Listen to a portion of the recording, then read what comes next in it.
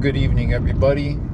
How's everybody doing? So today we're going to be talking about the necessity of building mental toughness as a writer.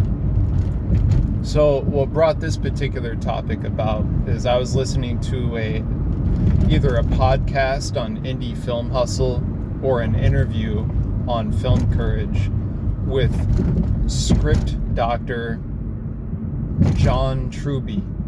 He's an author, a script doctor, a coach. So he was asked by the interviewer why most screenwriters fail, which is I can't remember what the statistic is off the top of my head, but the majority of people pursuing screenwriting end up quitting or failing in some particular fashion, essentially. So when he was asked why, he said that what separates writers who succeed from writers who fail, aside from skill and talent and whatnot, is that the ones who fail are the ones who gave up, and the ones who succeed are the ones who stuck it out. So he goes on to say something to the effect of the psychological toll that writing takes on the writer is so immense that it causes most writers to quit.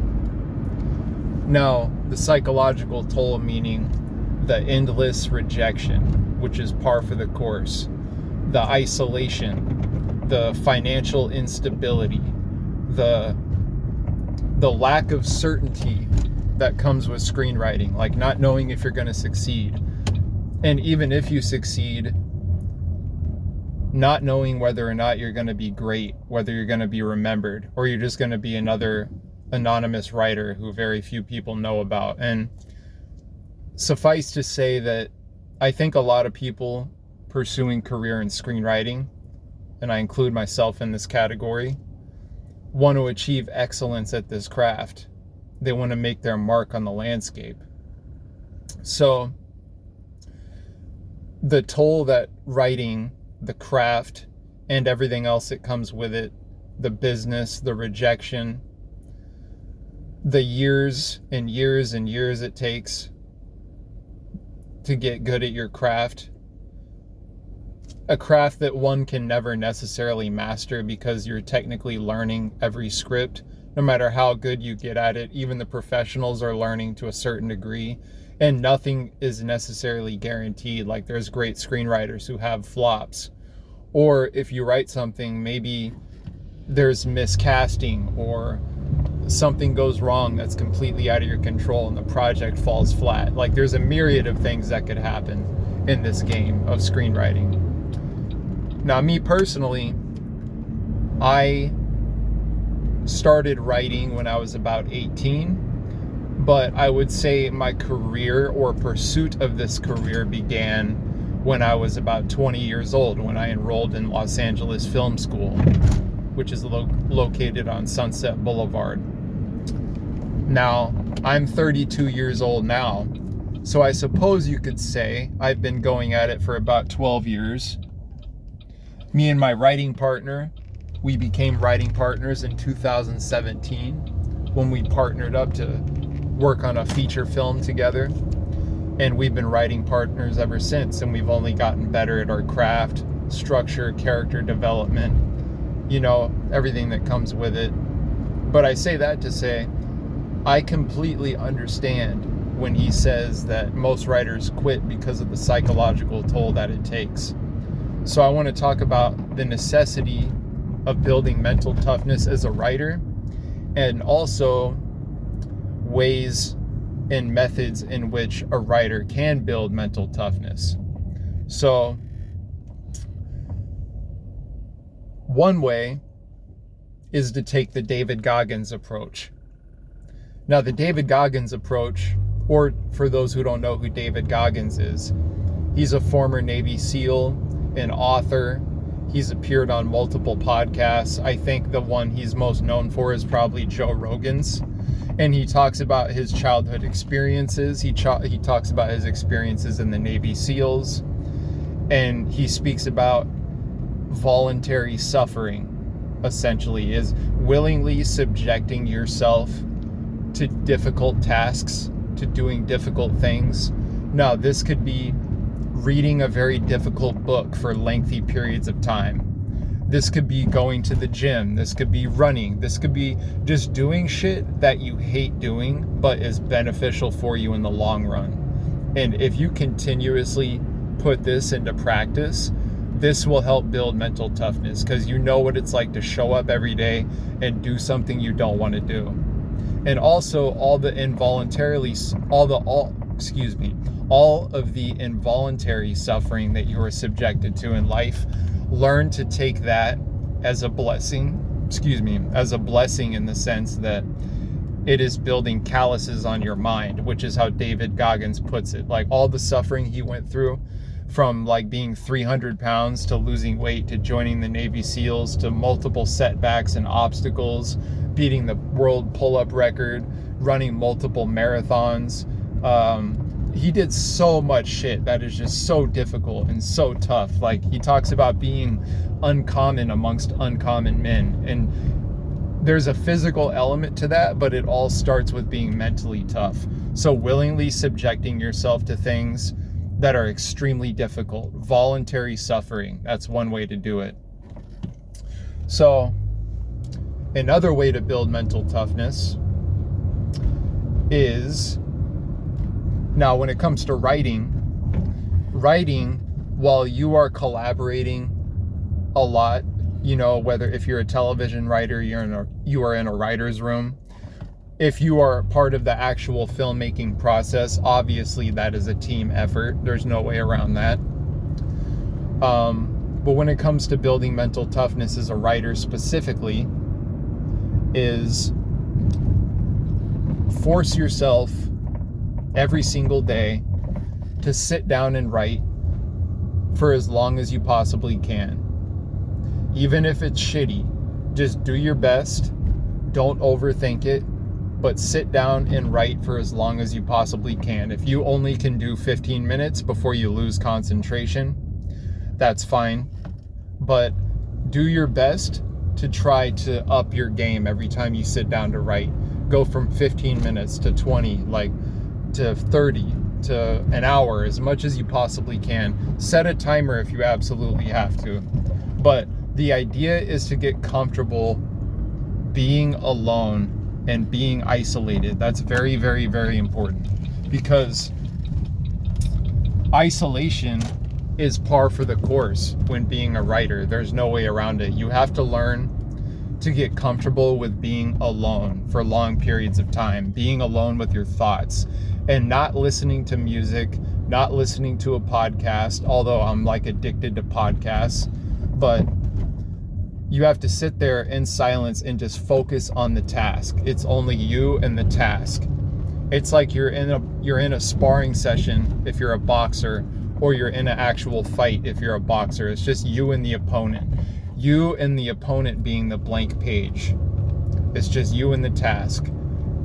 Stephen Pressfield talks about this process in The War of Art, as well as Turning Pro, is what separates writers who succeed from writers who fail. I would add on, are those who can cultivate self-discipline. And self-discipline comes down from your ability to sit in a room by yourself and concentrate on a task and get the writing out onto the page. Don't worry about editing yet.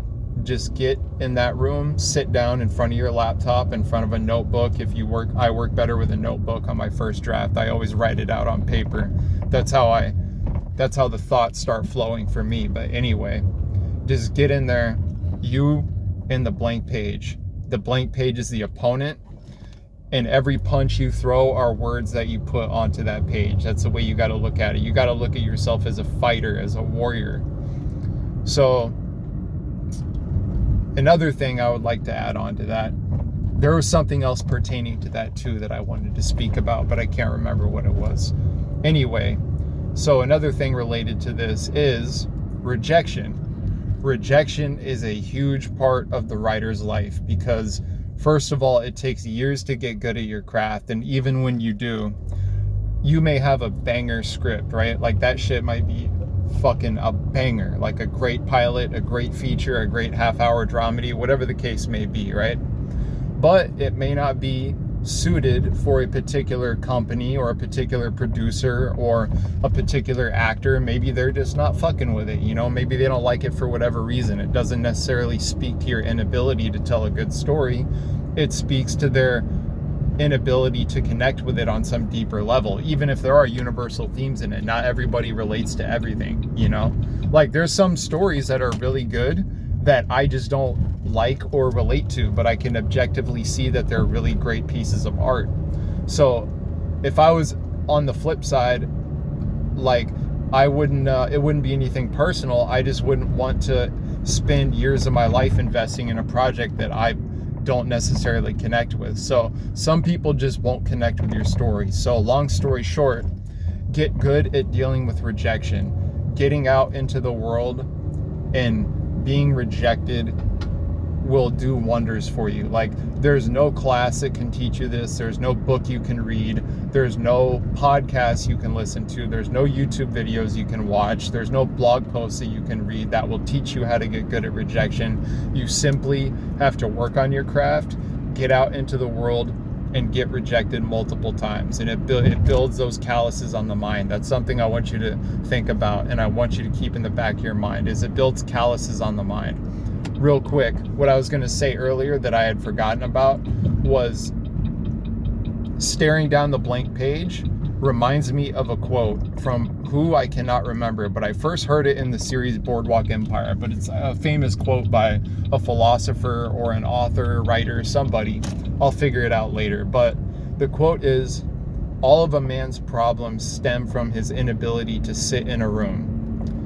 Now, what is that? I wondered, what does that even mean the first time I heard it? But I think it's a man's inability to face himself, to face who he truly is, like to distract himself with something else so he doesn't have to grapple with the ways in which he falls short, the reality of his situation. So journaling, meditating is always good, but really facing who you are and being 100% honest about it. Like, whatever shortcomings you may have, be honest about them. Get them out onto the page. Filter them through a character that you're writing.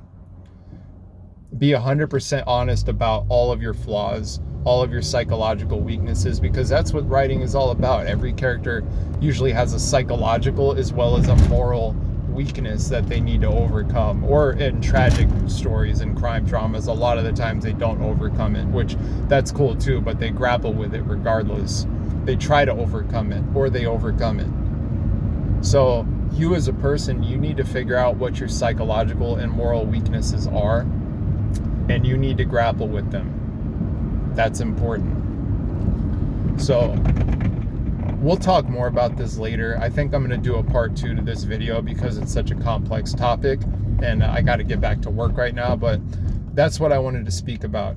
If you want to succeed as a writer, you have to build mental toughness, which can be difficult because, you know, writers were naturally sensitive and introverted a lot of the times, but I want you to get rid of that limiting belief about your identity as a writer. If you're the kind of person who's shy and introverted and you think writing is your way out of a difficult life, it's not. It's more difficult than most people's. Like, as a writer, you're pursuing the hardest craft that there is, basically, because there's no exact scientific solid blueprint.